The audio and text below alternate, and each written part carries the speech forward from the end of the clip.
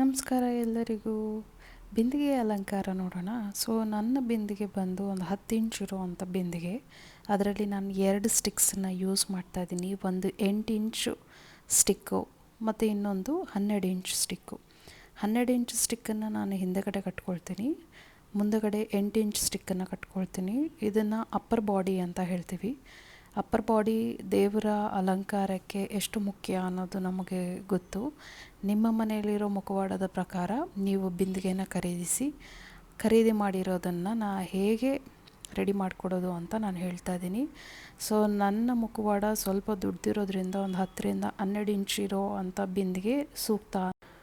ಮುಖವಾಡಕ್ಕೆ upper body ಆಗಿರ್ಬೋದು, lower body ಆಗಿರ್ಬೋದು ಒಂದೇ ಥರ ಕಾಣಬೇಕು. ಸೊ ಚಿಕ್ಕ ಬಿಂದಿಗೆ ತೊಗೊಳ್ಳೋದು, ಮುಖ ದೊಡ್ಡದಾಗಿಡೋದು, ಬಾಡಿ ಪಾರ್ಟ್ಸ್ ಸ್ವಲ್ಪ ದೊಡ್ಡದಾಗಿ ಕಾಣಿಸೋ ಅಂಥದ್ದು ಆ ಥರದ್ದೆಲ್ಲ ಮಾಡಬೇಡಿ. ಸೊ ಅದು ನೋಡೋದಕ್ಕೂ ಅಂದವಾಗಿರಬೇಕು. ಹಾಗಾಗಿ ನಾನು ಈ ಬಿಂದಿಗೆ 10 ಇಂಚು ಬಿಂದಿಗೆ ತೊಗೊಂಡಿದ್ದೀನಿ. ನನಗಿರೋ 12 ಇಂಚು ಮುಖವಾಡಕ್ಕೆ ಈವನ್ ಸ್ವಲ್ಪ ದೊಡ್ಡ ಬಿಂದಿಗೆ ತೊಗೊಂಡ್ರೂ ನಡೆಯುತ್ತೆ. ಸೊ ನಾನು ಇಲ್ಲಿ ಯೂಸ್ ಮಾಡ್ತಾ ಇರೋದು 10 ಇಂಚು ಬಿಂದಿಗೆನೇ. ಸೊ ನಿಮಗೆ ಹೆಂಗೆ ಬೇಕೋ ಆ ಥರ ನೀವು ಖರೀದಿ ಮಾಡಿಕೊಂಡು ನೀವು ಅಪ್ಪರ್ ಬಾಡಿನ ಪ್ರಿಪೇರ್ ಮಾಡ್ಕೊಳ್ಬೋದು. ನಾನಿಲ್ಲಿ ಒಂದು ಬ್ಲೌಸ್ ಪೀಸ್ ತೊಗೊಂಡು ಅದನ್ನು 2 ಭಾಗ ಮಾಡಿಕೊಂಡು ಆ 2 ಭಾಗದಲ್ಲಿ ನಾನು ಜಸ್ಟ್ ಕರ್ಚಿಫ್ ಥರ ಫೋಲ್ಡ್ ಮಾಡಿಕೊಂಡು ಮುಂದಗಡೆ ಇರೋ ಸ್ಟಫಿಂಗ್ನ ನಾನು ರೆಡಿ ಮಾಡ್ಕೊಳ್ತಾ ಇದ್ದೀನಿ. ನೀವು ಬ್ಲೌಸ್ ಪೀಸ್ ಬೇಕಾದರೂ ತೊಗೊಳ್ಳಿ, ಇಲ್ಲ ಅಂದರೆ ನನಗೆ ಬೇರೆ ಯಾವುದಾದ್ರೂ ಈ ವೆಲ್ವೆಟ್ ಕ್ಲಾತ್ ಆ ಥರದ್ದು ಸ್ವಲ್ಪ ದಪ್ಪ ಇರುತ್ತಲ್ವ, ಸೊ ಹಾಗಾಗಿ ಆ ಥರದ್ರಲ್ಲೇ ಬೇಕಾದರೂ ನೀವು ಖರೀದಿ ಮಾಡಿಕೊಂಡು ಇದಕ್ಕೋಸ್ಕರ ಅಂತ ಬೇಕಾದರೂ ಇಟ್ಕೊಳ್ಬೋದು. ಸೊ ನಮಗೆಲ್ಲ ಈಸಿಯಾಗಿ ಸಿಗೋದು ಅಂದರೆ ಬ್ಲೌಸ್ ಪೀಸು.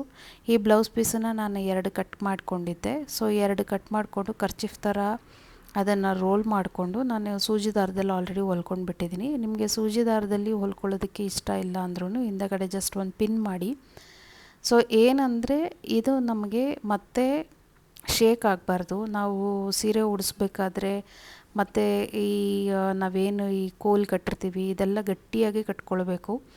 ಇದು ಎಷ್ಟು ಗಟ್ಟಿಯಾಗಿ ಕಟ್ಕೊಳ್ತೀವೋ ಸೊ ಈ ಮುಂದಗಡೆ ಸ್ಟಫಿಂಗ್ ಕೂಡ ಅಷ್ಟೇ ಗಟ್ಟಿಯಾಗಿ ಕೂರುತ್ತೆ. ನಾನಿಲ್ಲಿ ಸೂಜಿ ದಾರದಲ್ಲಿ ಆಲ್ರೆಡಿ 2 ಬ್ಲೌಸ್ ಪೀಸನ್ನು ಮತ್ತೆ ಟೈ ಮಾಡ್ಕೊಂಡಿದ್ದೀನಿ.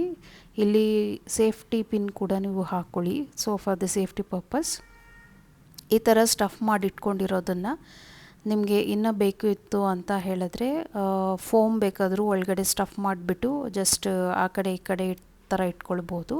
ಇಲ್ಲ ಬ್ಲೌಸ್ ಪೀಸಸ್ ಸಾಕಾಯಿತು ಅಂತ ಹೇಳಿದ್ರೆ ಬ್ಲೌಸ್ ಪೀಸನ್ನು ಕೂಡ ಇದೇ ಥರ ಮಾಡ್ಕೊಳ್ಳಿ.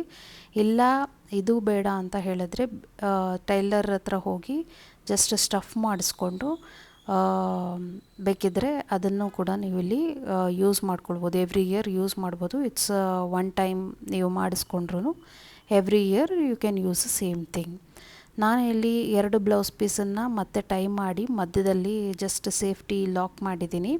ನಿಮ್ಗೆ ಹೇಗೆ ಅಂದರೆ ಇಲ್ಲಿ 8 ಇಂಚು ಏನು ಕಾಣ್ತದೆ ಮುಂದಗಡೆದು ಆ 8 ಇಂಚು ಸ್ಟಿಕ್ಕು ಕೂಡ ಕಂಪ್ಲೀಟಾಗಿ ಕ್ಲೋಸ್ ಆಗಿರಬೇಕು. ಅಲ್ಲಿವರೆಗೂ ನಮಗೆ ಸ್ಟಫಿಂಗ್ ಅನ್ನೋದು ಕವರ್ ಆಗಬೇಕು. ಸೊ ಮುಂದಗಡೆ ನೀವು ಮಧ್ಯದಲ್ಲಿ ಏನು ಸೇಫ್ಟಿ ಪಿನ್ ಹಾಕಿರ್ತೀರೋ ಅದಷ್ಟು ಸಾಕು. ಇಷ್ಟೇ ಈ ಅಪ್ಪರ್ ಬಾಡಿ ಪ್ರಿಪ್ರೇಷನ್ ಅಂತ ಹೇಳ್ಬೋದು. ನಿಮ್ಮಲ್ಲಿ ಚತುರ್ಭುಜ ಹ್ಯಾಂಡ್ಸ್ ಇರ್ಬೋದು, ಇಲ್ಲ ಬೇರೆ ಹ್ಯಾಂಡ್ಸ್ ಇರ್ಬೋದು, ಅದು 12 ಇಂಚು ಸ್ಟಿಕ್ಕಿಗೆ ಹೊಲ್ಕೊಳ್ಬೇಕು. ಅದು ಹೇಗೆ ಅಂತ ನಾನು ನಿಮಗೆ ಹೇಳ್ಕೊಡ್ತೀನಿ.